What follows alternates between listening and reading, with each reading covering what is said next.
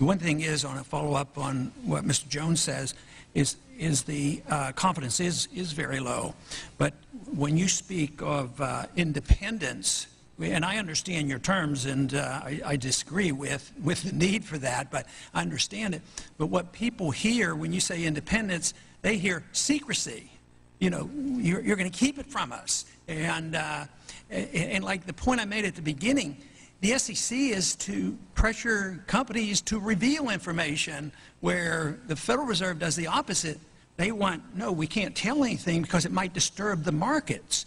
But I do have one question. During the crisis, or any time that you're aware of, has the Federal Reserve or Treasury participated in any gold swaps arrangements?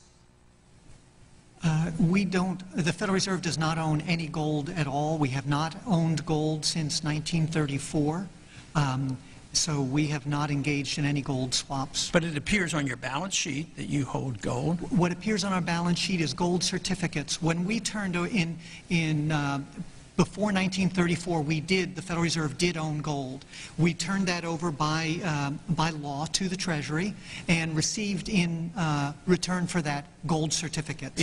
If the Treasury entered into, because under the Exchange Stabilization Fund, I would assume they probably have the legal authority to do it, they wouldn't be able to do it then because you have the securities for essentially all the gold? No, we have no interest in the gold that is owned by the Treasury. We have simply an accounting document that is called gold certificates that represents the value at a statutory rate and still that we gave to the Treasury in 1930. And still measured at $42 an ounce, which makes no sense whatsoever. But, you know, the conventional wisdom today says that gold is really not money. We don't want it to be money. I mean, if you're for the gold standard, there's something wrong with you. Yet we hold the gold. And, you know, there have been suggestions made, and I've sort of, you know, encouraged the suggestion.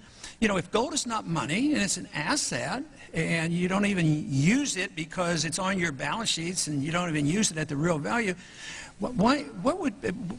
would you have a position on this? Why shouldn't the Treasury just sell the gold, give it back to the people? The people had it at one time. Let the people have it. Would you have any objection to that? Would you advise us and say, no, that's not good. We ought to hold the gold?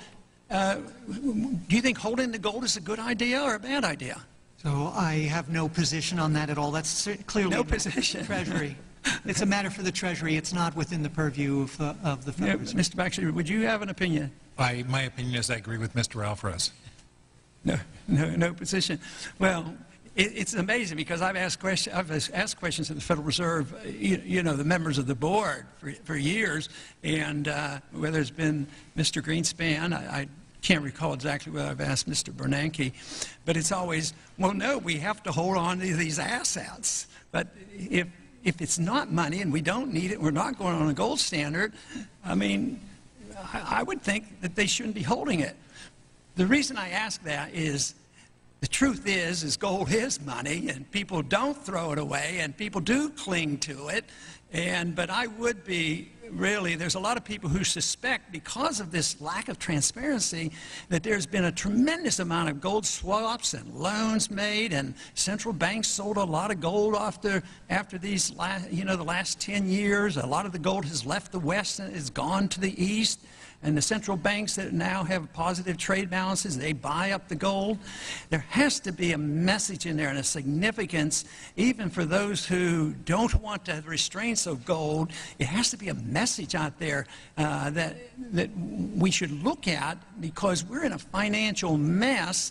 And it has to do with our monetary system, and it's being reflected today in rising prices and a weak economy. And just printing all this money isn't doing any good. All this stuff that's been done for 3 years, and you look at the economic statistics now, they're horrible.